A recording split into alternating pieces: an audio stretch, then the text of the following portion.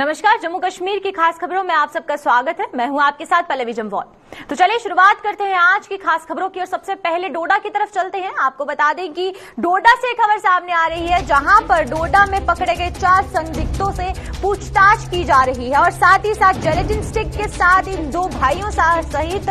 4 लोगों को गिरफ्तार किया गया था, जिसके बाद अब जो आगे की कार्यवाही है उसको अंजाम दिया जा रहा है। संदिग्धों से फास्फोरस सल्फेट की जो बरामद किए गए थे और साथ ही साथ ये भी बताया जा रहा है कि ये चारों ने मोबाइल फोन समेत अन्य सामान को जलाने की कोशिश भी की थी और जिसके बाद इन लोगों को गिरफ्तार कर लिया गया है। अब इनकी पहचान क्या कुछ बताई जा रही है, किस तरीके की कार्यवाही की जा रही है, क्योंकि अभी भी इनसे पूछताछ जारी है और इन चारों संदिग्धों से जेलेटिन स्टिक के साथ फास्फोरस सल्फेट भी बरामद किया गया है और साथ ही साथ आपको बता दें कि मोबाइल फोन भी थे कुछ बरामद किए गए, जो कि इन्होंने जलाने की कोशिश की थी जिन मोबाइल फोन्स को। उसके बाद से अब आगे इनको पकड़कर इनके साथ पूछताछ की जा रही है। और जिस तरीके से अगर हम जम्मू कश्मीर की बात करें तो जम्मू कश्मीर के जो हालात बने हुए हैं उस बीच इस तरीके के मामले आमूमन सामने आते जा रहे हैं और एक और मामला जो है वो डोडा से सामने आया है और जहां पर ये बताया जा रहा है कि ये जो 4 लोग पकड़े गए हैं उसमें से 2 भाई हैं और बाकी जो 2 लोग हैं वो भी संदिग्ध हैं और इनसे ये सब चीजें पकड़ी गई हैं। मोबाइल फोन्स पकड़े गए हैं। मोबाइल फोन्स के में क्या कुछ डेटा था और किस तरीके की जानकारी मिली है, क्योंकि अभी तक इनकी पहचान नहीं हुई है, लेकिन इसको आगे पूछताछ के बाद क्या कुछ और कार्यवाही सामने आई है, क्योंकि जब जेलेटिन स्टिक पकड़ी गई और उसके बाद से इन्होंने कोशिश भी की ये सारे सबूतों को जला सकें और उसके बाद जब इनको पकड़ा गया, इनसे पूछताछ शुरू की गई, तो अभी तक क्या कुछ जानकारी इन लोगों से मिल पाई है और आखिरकार इनके क्या कुछ मंसूबे थे वो भी जानना जरूरी है। और आपको बता दें कि जिस तरीके से जम्मू कश्मीर के इस समय हालात बने हुए हैं, सिक्योरिटी एजेंसीज बहुत ज्यादा सक्रिय हो गई हैं और जगह जगह पर न सिर्फ कश्मीर की बात करें बल्कि जम्मू के भी अलग अलग जिलों की बात करें तो जम्मू के अलग अलग जिलों पर सुरक्षा व्यवस्था को चाक चौबंद कर दिया गया है। और उसी के साथ इन लोगों को जब पकड़ा गया, इनसे जब ये सामान बरामद किए गए, उसके बाद जो पूछताछ है वो अभी भी जारी है इन लोगों से। लेकिन आपको अगर हम बात कर रहे हैं जम्मू कश्मीर की, तो जम्मू कश्मीर में जिस तरीके से टेरर एक्टिविटीज बढ़ती जा रही हैं, चाहे हम जम्मू रीजन की बात करें चाहे हम कश्मीर रीजन की बात करते हैं, तो उस बीच काफी ज्यादा जो थ्रेट है वो सिक्योरिटी पे बना हुआ है और उसी को ध्यान में रखते हुए सिक्योरिटी फोर्सेस पूरी तरीके से सक्रिय हैं। लेकिन वहीं पर इनसे क्या कुछ जानकारी मिली, इन लोगों को जो पकड़ा गया है इनसे क्या कुछ जानकारी हाथ लगी है पूछताछ के बाद, तो चलिए ज्यादा जानकारी के लिए हमारे साथ हमारे संवाददाता कहर यहां पर जुड़ चुके हैं डोडा से। तो चलिए आइए उनसे जानते हैं। कहर, पहले मैं जानना चाहूंगी कि जिन इन 4 लोगों को पकड़ा गया है इनसे अभी तक क्या कुछ जानकारी जो है वो सामने निकल कर आई है? पहले जो आर्मी को कुछ इनपुट्स जो मिले थे कि बदरुआ का जो धारा एरिया है वहाँ पर कुछ लोगों पर जो शक के बिना पर जो उनको पकड़ा गया था, कहा जाता कि संडे के रात जो उनको पकड़ा गया था और आर्मी ने इनको पकड़ा था। कहा जाता है कि उनसे जो है बहुत सारा सामान जो मिला है, 4 जो जेलेटिन स्टिक मिली है, जो करेंसी मिली है और भी बहुत सारी चीजें जिनसे पता चलता है कि इनके तार जो है आतंकवाद से लेकर थे, क्योंकि एक जो फोन कॉल भी जो पकड़ी है, फोन कॉल जो पाकिस्तान का जो नंबर था वो भी उनसे जो बरामद किया गया है। कल एनआईए की टीम जो डोडा में आई थी, डोडा में उनकी पूछताछ की जा रही है। आज भी वो डोडा में है, डोडा में पुलिस और आर्मी दोनों जो टीमें हैं उनसे पूछताछ की जा रही है। और एनआईए की जो टीम थी, एनआईए की टीम ने जो कहीं न कहीं कुछ बातें और कुछ चीजें भी उनसे बरामद की हैं कि उनके तार से पाकिस्तान के साथ हो सकते हैं और भी बहुत सारे जो मसले हुए हैं आतंकवाद को लेकर या कहीं करने। लगता है कि कहर से हमारा संपर्क टूट गया है और वहीं पर जिस तरीके से कहर ने बताया कि पूरी जानकारी क्या कुछ है, क्योंकि ये जो 4 लोग यहाँ पर पकड़े गए हैं उनकी पहचान क्या कुछ बताई जा रही है उसके बारे में भी आपको बताएंगे। लेकिन जो सामान बरामद किया गया है उसके बाद एनआईए की टीम द्वारा पूरी तरीके से जो कार्यवाही है वो की जा रही है और अगर जो मोबाइल फोन्स पकड़े गए हैं उनसे अगर कुछ डेटा हाथ लगता है तो ज्यादा मददगार ये सिक्योरिटी एजेंसीज के लिए हो जाएगा। तो चलिए अब डोडा के बाद बात करते हैं हम कांग्रेस की। कांग्रेस की अगर बात की जाए तो अपना जनाधार बढ़ाने के लिए कांग्रेस पार्टी द्वारा अभियान शुरू किया जा रहा है। प्रदेश कांग्रेस कमेटी को जनाधार बढ़ाने के लिए जन जागरण अभियान से अब उम्मीदें जुड़ी हुई है और 14 नवंबर को जिला मुख्यालयों पर शुरू होने जा रहा है ये अभियान। और इसी के साथ कांग्रेस की प्रदेश प्रभारी रजनी पाटिल इस अभियान की शुरुआत करवाएंगी और वहीं पर तैयारियों को लेकर भी प्रदेश कांग्रेस के नेता और कार्यकर्ता शुरू हो चुके हैं और उनके द्वारा भी सारी जो तैयारियां हैं वो की जा रही है। क्योंकि जिस तरीके से जम्मू कश्मीर की राजनीति की बात करें तो जम्मू कश्मीर की जो राजनीति है उसमें फेरबदल होते रहते हैं और उसके बाद अगर कांग्रेस की बात करें तो कांग्रेस को अपना जनाधार मजबूत करने के लिए इस तरीके के जन जागरण अभियान से अब उम्मीदें बंधी हुई है और ये जो अभियान है ये 14 नवंबर को शुरू होगा और जिला मुख्यालयों पर इसके शुरू होने के लिए जो तैयारियां हैं वो शुरू कर दी गई हैं और साथ ही साथ जितने भी कांग्रेस के नेता है, जितने भी कार्यकर्ता है वो भी इन तैयारियों में जुट गए हैं। और प्रदेश कांग्रेस की बात करें तो प्रदेश कांग्रेस की प्रभारी रजनी पाटिल इस अभियान की शुरुआत भी करवा सकती है, लेकिन वहीं पर ज्यादा जानकारी क्या कुछ है और क्या कुछ चीजें और निकलकर सामने आ रही हैं, तो ज्यादा जानकारी के लिए हमारे साथ हमारे ब्यूरो चीफ विनोद कुमार जी हमारे साथ यहाँ पर जुड़ चुके हैं न्यूज रूम से। तो चलिए आइए उनसे जानते हैं। विनोद जी, पहले मैं जानना चाहूंगी कांग्रेस की अगर बात करते हैं तो जिस तरीके से जम्मू कश्मीर की राजनीति देखने को मिल रही है, बड़े बड़े जो नेता है वो भाजपा का दामन थाम रहे हैं, तो क्या उसके बाद अपना जनाधार मजबूत करने के लिए ये जन जागरण अभियान जो है वो चलाया जा रहा है? हाँ बिल्कुल पल्लवी, आपने ठीक कहा कि 14 नवंबर से कांग्रेस देशव्यापी जन जागरण अभियान चल रही है। उसी सिलसिले में यूटी जम्मू कश्मीर में भी ये अभियान चलाया जाएगा जी। और मोस्ट प्रोबेबली ये माना जा रहा है कि रजनी पाटिल जो जम्मू कश्मीर मामलों के प्रभारी हैं वो इसको आगाज कर सकती हैं। सिर्फ जन जागरण अभियान ही नहीं चलाया जा रहा है, साथ में सदस्यता अभियान भी चलाया जा रहा है, यानी मेंबरशिप ड्राइव भी चलाई जा रही है और संगठन को, एक कार्यकर्ताओं को, नेताओं को इस ड्राइव से बड़ी उम्मीद है कि संगठन मजबूत होगा और इसको बड़े पैमाने पर हर ब्लॉक में, हर जिले में, हर तहसील में मनाने का प्रयास किया जा रहा है ताकि इस अभियान के तहत संगठित किया जा सके, कार्यकर्ताओं को, कैडर को साथ में जोड़ा जा सके। जी बनवी जी। वहीं पर विनोद जी, अगर हम बात करें इस अभियान की तो जहां पर, जिन जगहों पर, जिन राज्यों पर कांग्रेस का जनाधार बहुत कमजोर है वहां पर किस तरीके की नीतियों को अपनाने की जरूरत है? क्योंकि अगर जम्मू कश्मीर की भी बात करते हैं तो जम्मू कश्मीर में भी रिवाइव होने की एक जरूरत है कांग्रेस को अभी भी, तो उस बीच किस तरीके की पॉलिसीज, किस तरीके की जो फ्रेमवर्क है उसकी जरूरत है?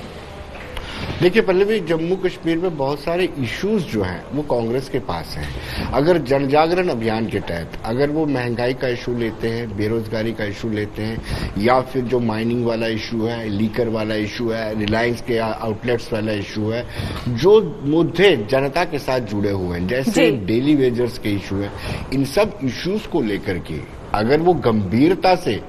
अपने कार्यकर्ताओं को साथ जोड़ते हैं तो मुझे लगता है कि कांग्रेस रिवाइव करेगी, 100% रिवाइव करेगी। अगर सिर्फ और सिर्फ औपचारिकता निभाते हैं, जैसे लास्ट टाइम महंगाई को लेकर के इन्होंने प्रदर्शन किया था तो उस दौरान वही नेता जम्मू में प्रदर्शन करते थे, वही नेता गाड़ियां लेकर के खोड़ में जाकर के प्रदर्शन करते थे।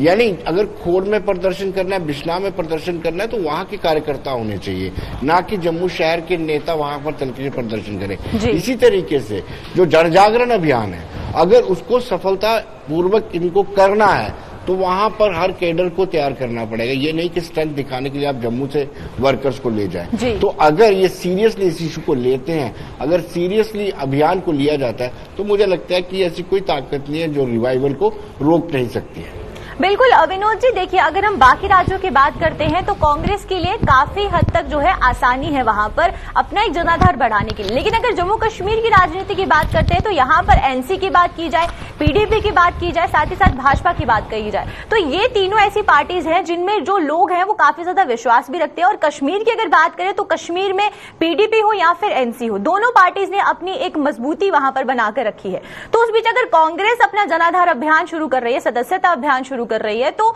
वहां पर कश्मीर रीजन में कितना ज्यादा मुश्किल हो जाएगा उनको कि वो वहां पर जाकर अपनी एक जो पहचान है वो बना सके और लोगों के साथ जाकर इंटरैक्शन कर सके, उनसे वार्तालाप कर सके। हाँ, देखिए पल्लवी, बड़ा इम्पोर्टेंट सवाल आपने किया है, लेकिन ये बात नहीं है कि कांग्रेस का कश्मीर में बिल्कुल जनाधार नहीं है। कांग्रेस ने सरकार बनाई है और कई मरतबा कांग्रेस की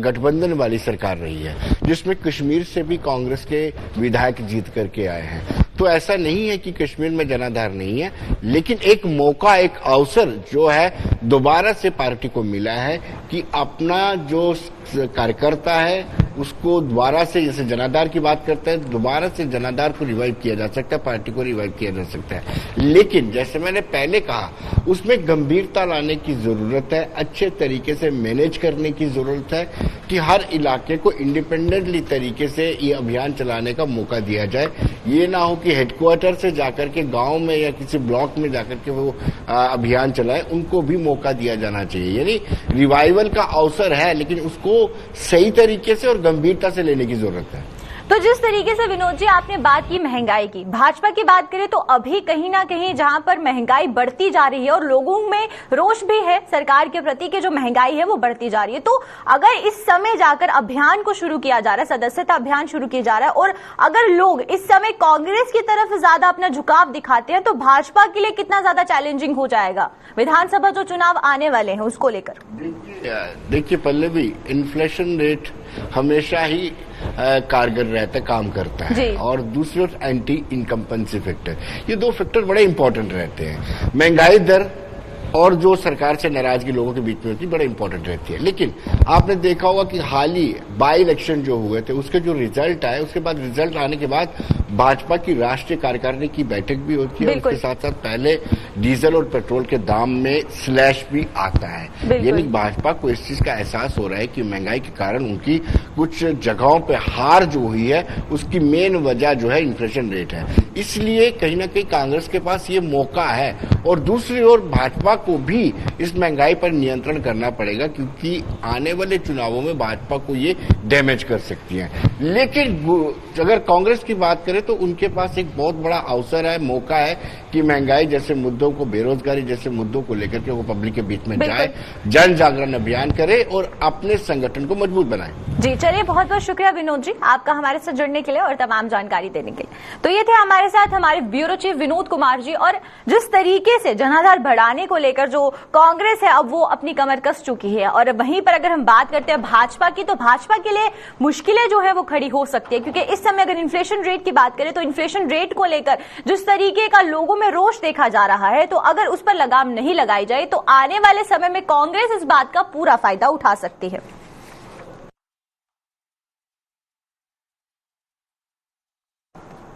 तो चलिए अब ऑनलाइन क्लासेस के बारे में बात करते हैं, जहां पर कोरोना के चलते स्कूल्स को बंद रखा गया था, लेकिन वहीं पर सरकार द्वारा ऑनलाइन क्लासेस को लेकर जो है वो एक क्लास को लेकर जो एक असर था वो देखने को मिल रहा था। वहीं पर आपको बता दें कि ऑनलाइन क्लासेस को लेकर जो सेहत है बच्चों की वो खराब होती जा रही है। वहीं पर उसी के साथ अगर हम ऑनलाइन क्लासेस की बात करते हैं तो ऑनलाइन क्लासेस को लेकर जो सेहत है वो बच्चों की उस पर असर पड़ रहा है, और साथ ही साथ बच्चों की आंखों के साथ साथ उनकी मानसिकता पर भी इसका असर देखने को मिल रहा है। और बच्चों की सेहत खराब होने की वजह जो है वो यही बताई जा रही है, क्योंकि जिस तरीके से ऑनलाइन क्लासेस लगाई जा रही हैं बच्चों की, उनसे उनकी आंखों पर तो असर पड़ रहा है, लेकिन उनकी जो मानसिकता है, और उसी के साथ साथ अभिभावकों का भी यही कहना है कि इससे उनको काफी ज्यादा दिक्कतें हो रही हैं। अगर उनके बच्चे ज्यादा टाइम स्क्रीन टाइम उनका बढ़ता जा रहा है तो उससे जो असर है वो उनकी आंखों पर पड़ रहा है, उनके दिमाग पर पड़ रहा है, और पढ़ाई की प्रक्रिया जल्द से जल्द ऑफलाइन मोड पर होनी चाहिए। तो वहीं पर चलिए ज्यादा जानकारी के लिए हमारे साथ हमारे सीनियर साथी इरफान यहाँ पर जुड़ चुके हैं, तो चलिए उनकी तरफ रुख करते हैं। इरफान, पहले ऑनलाइन क्लासेस के बारे में बात करेंगे, तो ऑनलाइन क्लासेस को लेकर जो अभी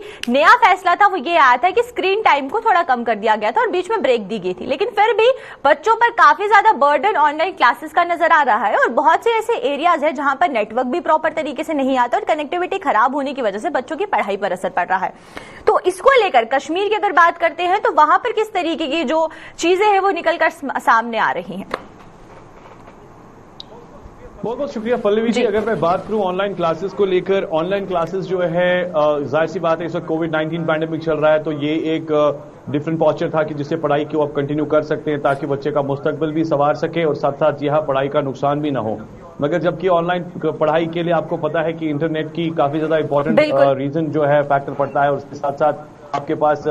हाई इलेक्ट्रॉनिक गैजेट्स होने चाहिए, जिसमें लैपटॉप, टैबलेट या फिर आपके मोबाइल फोन्स होने चाहिए, जिससे आप अपने बच्चे की पढ़ाई पूरी कर सकते हैं। अब जिस तरीके से हम देख रहे हैं कि आजकल एक खबर आ रही है, बर्डन जो है खासतौर पर पढ़ाई लिखाई को लेकर, जो इस वक्त ऑनलाइन क्लासेस को लेकर जो प्राइमरी स्कूल के बच्चे हैं उनमें एक अलग सा बर्डन दिखाई देने लगा है। अगर आप चेक करेंगे, अगर आपको मालूम होगा, राउंड अबाउट जबकि क्लास 10 बजे से लेकर 3 बजे तक स्कूल में चलती थी तो उसमें आधे घंटे का ही ब्रेक होता था। यानी बच्चा जो है एक तो फ्लेक्सिबिलिटी के साथ पढ़ाई करता था और प्रॉपरली, यानी कह सकते हैं कि उन गैजेट से दूर रह के अपनी सेहत का भी खास ख्याल रख सकता था। क्योंकि जब आप ऑनलाइन पढ़ाई की बात करते हैं तो ऑनलाइन पढ़ाई के लिए आपको कंटिन्यूअसली स्क्रीन पर देखना है, मोबाइल फोन पर देखना है या कंटिन्यूअसली आपको टैबलेट्स पर देखना है, तो जिससे आपके जी हाँ आईसाइट को लेकर बात खड़ी हो जाती है, यानी आंखों में दर्द पैदा हो सकता है। या कई बच्चों का यह भी मानना है कि अब हेडेक हो रहा है। क्यों हेडेक हो रहा है, उसका रीजन ये है। रीजन क्या है, जिस तरीके से हम देख रहे हैं कि 30 मिनट्स का जो ब्रेक है, मगर यहां पर ऑनलाइन क्लासेस में आपने 6 क्लासेस दिन में लेनी है, मगर 10 मिनट का ब्रेक टोटल बच्चे को मिलता है, जिसकी वजह से बच्चा जो है काफी ज्यादा परेशान हो जाता है। क्योंकि अगर आप 6 घंटे की क्लास ज्वाइन करते हैं, उसके बाद आपको 10 मिनट्स का ब्रेक मिलता है, तो आप खुद अंदाजा लगा सकते हैं कि कई सारे पेरेंट्स ने अब सवाल खड़ा कर दिया है, कई बच्चों ने सवाल खड़ा कर दिया है कि आखिरकार अगर यही करना है तो इससे बेहतर है कि आप प्रैक्टिकली स्कूल खोलें और प्रैक्टिकली हम स्कूल जाके फिजिकल पढ़ाई करें, जिसमें हम ऑफलाइन पढ़ाई कर सकते हैं। एटलीस्ट इस स्ट्रेस से, इस परेशानी से दूर रह सकते हैं। दूसरी बात, अगर मैं यहां पर प्रिंसिपल सेक्रेटरी जो कि स्कूल एजुकेशन है, जिनका नाम बिस्वास जी है, बिस्वास जी ने भी पिछले बार ये कहा था, उन्होंने कहा था कि अगर आपको एग्जामिनेशंस को कंडक्ट करना है या अगर आपको पढ़ाई कंटिन्यू करनी है तो इसमें यह 10-15 मिनट का ब्रेक जो है वो हर एक क्लास को लेकर होनी चाहिए, न बल्कि 6 क्लासेस के साथ आप 15 मिनट का ब्रेक रखें। क्योंकि इसमें हमने देखा कि जो कॉन्सेंट्रेशन बच्चे का जाता है वो पूरा डिटरमाइन करता है, वो पूरी तरह से यानी प्रोलॉन्ग कर देता है उसके हेल्थ को लेकर। यानी कई सारे सवाल जो है डायरेक्टर स्कूल एजुकेशन की तरफ से भी पिछले बार ही खड़े हो गए थे, जिसमें उन्होंने कहा था कि प्राइवेट स्कूल जो है अपना सिलेबस कंप्लीट करने के लिए फटाफट रश में लगा हुआ है और फटाफट ये सारी चीजें कंटिन्यू कर रहा है, जबकि उनकी तरफ एक एडवाइजरी भी जारी की गई थी कि बच्चे को 10 से 15 मिनट का ब्रेक हर एक क्लास को मिलनी चाहिए। मगर सेम नतीजा, सेम सिचुएशन। और इसी सेम सिचुएशन को लेकर पल्लवी जी मैं एक और बात जोड़ना चाहूंगा। आजकल आपको मालूम है कि एग्जामिनेशंस भी हो रहे और एग्जामिनेशंस के साथ एक बहुत बड़ा हैमर प्राइवेट स्कूल्स की तरफ से अब पेरेंट्स और बच्चों पर पड़ रहा है। अगर आपको याद होगा, अगर टेक्स्ट बुक्स की बात करेंगे तो एक ऑर्डर निकला था जिसमें बताया गया था कि अगर बच्चे को टेक्स्ट बुक्स खरीदनी होगी तो 3 साल तक एक ही क्लास की जो टेक्स्ट बुक्स है बच्चा यूज कर सकता है, यानी वो शटल कर सकता है। अगर किसी को 5th क्लास का पढ़ना है तो वो 4th क्लास के साथ शेयर कर सकता है, या 4th क्लास वाले को अगर शेयर करना है तो वो 3rd क्लास के साथ शेयर कर सकता है। मगर अब एक नया हैमर जो है बड़े स्कूल्स की तरफ से दिखाई देने लगा है, जिसमें पेरेंट्स को इस वक्त मजबूर किया जा रहा है नई टेक्स्ट बुक्स खरीदने के लिए, जिसमें हर साल जो है नए नए क्वेश्चंस, नए नए सिलेबसेस या नए नए चैप्टर्स ऐड ऑन होने लगे हैं। मगर जबकि गवर्नमेंट की तरफ से एक ऑर्डर है कि एक टेक्स्ट बुक जो है वो 3 साल तक बच्चा यूज कर सकता है, 3 साल के बाद अपना सिलेबस या चैप्टर या कोई भी चीज है उसमें आप शटल कर सकते हैं। और इसमें एक और बात यह हो गई है कि स्कूल की तरफ से अपने स्पेशल काउंटर्स खोले गए हैं और पेरेंट्स को मजबूर किया जाता है, जो बुक सेट आपका मार्केट में 1500 रुपए का मिल रहा है वही बुक सेट आपका 2500 रुपए से लेकर 3000 रुपए तक मिल रहा है। और ये बात अब खड़ी भी हो गई है, इस पर बवाल भी उठ रहा है कि आखिरकार बड़े बड़े स्कूल्स को लेकर बात करें, जो नामी ग्रामी स्कूल है, इस तरीके का हैमर जो है वो बच्चों के साथ और पेरेंट्स के साथ क्यों कर रहे हैं। क्योंकि इस वक्त अगर देखा जाए कोविड-19 की वजह से काफी ज्यादा नुकसान हर एक शोबे को उठाने को मिल रहा है, हर एक शोबा जो है इस वक्त मुतासिर हुआ है। तो इस वक्त पेरेंट्स कहां से मैनेज करेगा, और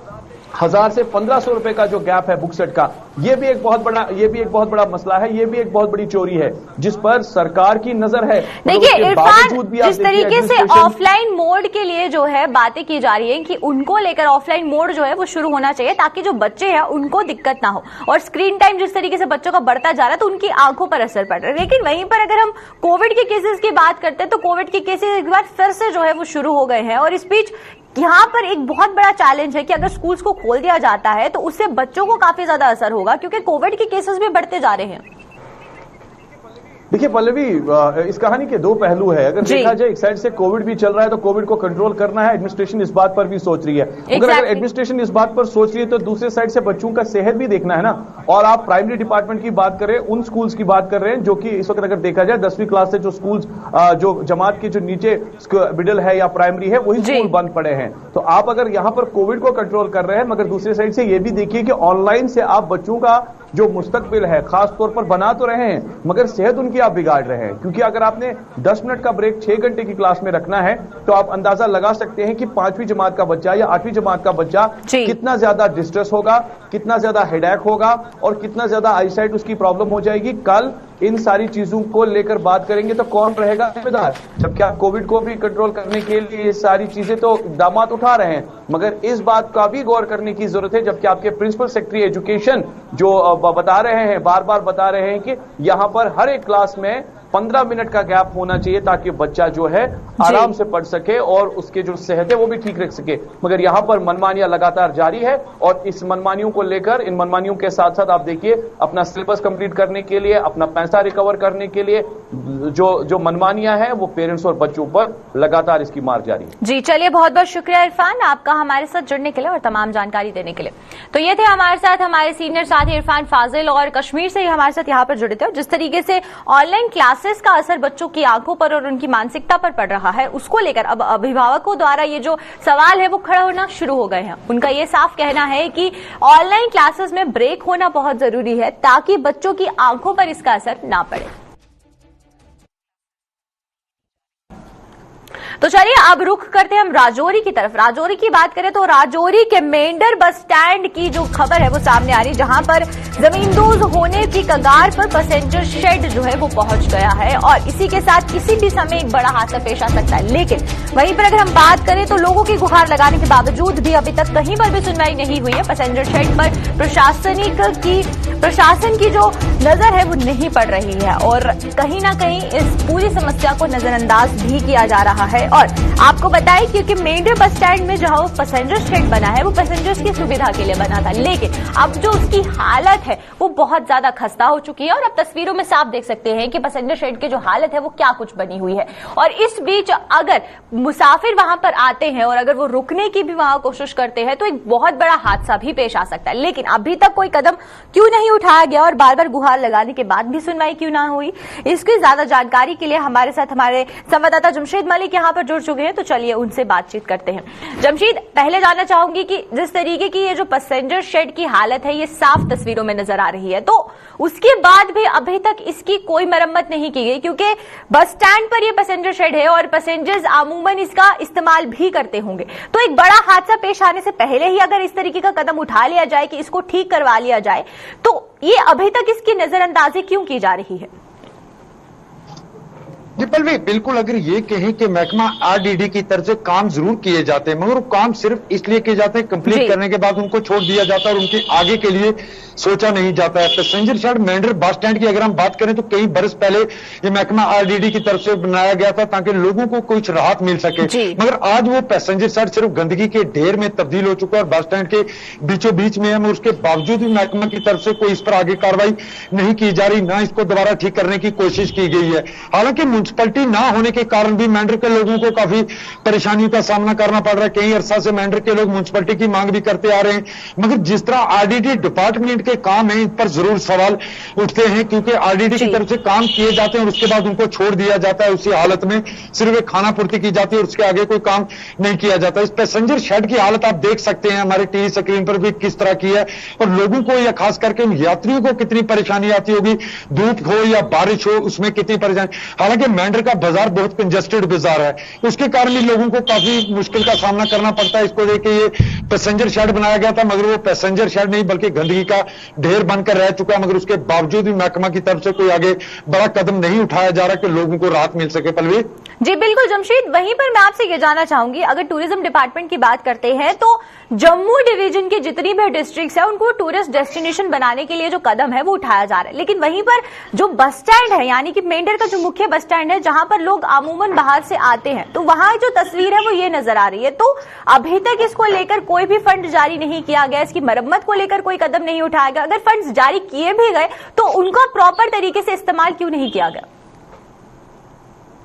बिल्कुल पलवी, पहले हम टूरिज्म की बात करते हैं। टूरिज्म की तरफ से जरूर बड़े बड़े दावे किए जाते हैं कि जम्मू कश्मीर के खास करके राजौरी पुंछ के इनको टूरिज्म के नक्शे पर लाना है, मगर हालात बिल्कुल अलग नजर आते हैं। जिस तरह के हालात आप मेंढर बस स्टैंड के देख सकते हैं कि यहाँ आरडीडी का डिपार्टमेंट है, क्योंकि यहाँ म्युनिसिपैलिटी नहीं है, यहाँ सारा कार्य जो भी है आरडीडी डिपार्टमेंट करता है। और मगर यहाँ बस स्टैंड की हालत देखकर आप अंदाजा लगा सकते होंगे कि आरडीडी डिपार्टमेंट मेंढर के मुख्तलिफ इलाकों में किस तरह काम करता होगा, क्योंकि ये वो काम है जो बस स्टैंड के ऊपर नजर आता है। हालांकि इसमें सवाल खाली डिपार्टमेंट पर नहीं बल्कि पूरे पुंछ प्रशासन पर उठना लाजमी है, क्योंकि यहां से डीसी भी गुजरता होगा, एसएसपी भी और अफसरान भी यहां से गुजरते होंगे, मगर उसके बावजूद भी इसकी हालत को सुधारने के लिए कोई काम आरडीडी की तरफ से नहीं किया जा रहा है। इससे आप अंदाजा लगा सकते होंगे कि डिपार्टमेंट किस तरह काम कर रहा है और लोगों को कितनी परेशानियों का सामना करना पड़ रहा है। मगर जिस तरह के हालात ये देख रहे हैं, खास करके अगर टूरिज्म की बात करें, उनकी तरफ से जरूर बड़े बड़े दावे किए जाते हैं कि टूरिज्म के नक्शे पे इसको लाया जाएगा, मगर हालात जो बस स्टैंड की आप इससे अंदाजा लगा सकते हैं। अगर कोई टूरिस्ट इस तरफ आए भी तो क्या देखेगा मंजर यहाँ का। जी पलवी,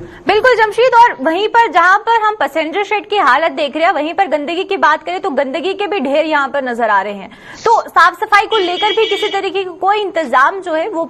हमें पैसेंजर शेड के आसपास या फिर बस स्टैंड में नहीं नजर आ रहे।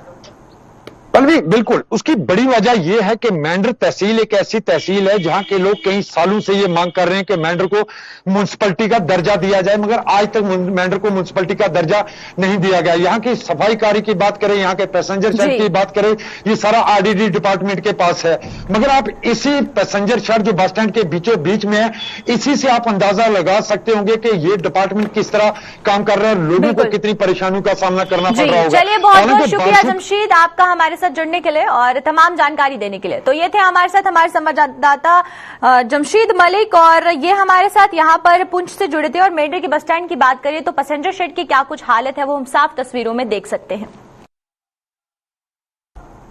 तो चलिए, अब तक की जम्मू कश्मीर की खास खबरों में फिलहाल इतना ही। मुझे और मेरी पूरी टीम को दीजिए इजाजत। नमस्कार।